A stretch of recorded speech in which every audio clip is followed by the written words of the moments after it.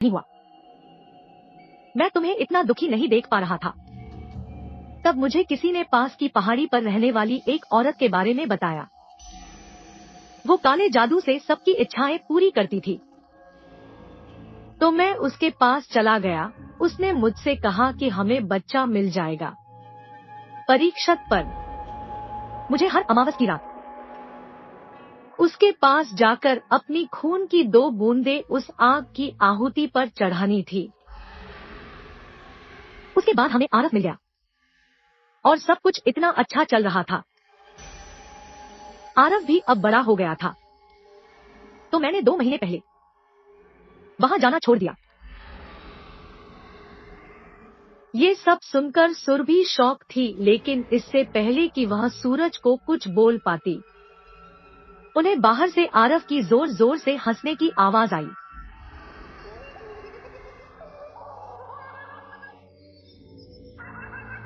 सुरभि और सूरज बाहर की तरफ दौड़े और उन्होंने देखा कि 11 फर्श पर अकेला नहीं, बल्कि उसी ड्राइंग वाली डरावनी औरत की गोद में बैठा है।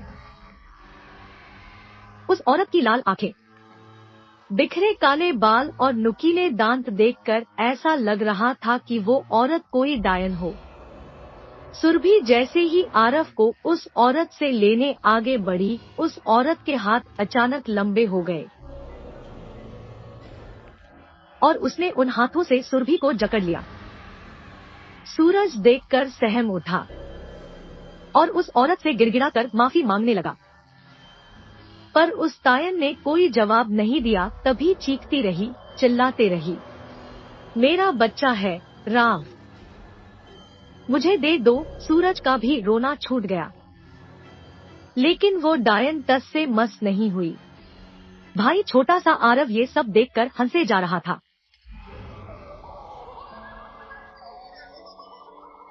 अचानक वो उस औरत की गोद से उठा और अपनी मां सुरभि का कस के गला दबाने लगा।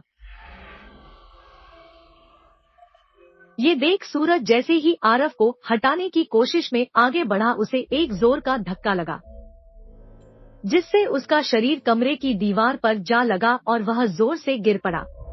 आरव अभी भी सुरभि का गला दबा रहा था। सुरभि ने कुछ ही पलों में अपना दम तोड़ दिया। उस डायन ने आरिफ को उठाया और वहां से अचानक ही गायब हो गई। सूरज चोटिल हालत में वहीं पड़ा रहा और कुछ नहीं कर पाया। उसने उस रात अपनी पत्नी और अपना बेटा आरव दोनों ही हमेशा हमेशा के लिए खो दिया। उसने आ रहा है और उस टाइम को बहुत ढूंढा, लेकिन वो कहीं नहीं मिले। एक छोटे से काले जादू ने सूरज से उसका सब कुछ छीन लिया और उसने अपने आप को कसूरवार मानकर खुदकुशी कर ली।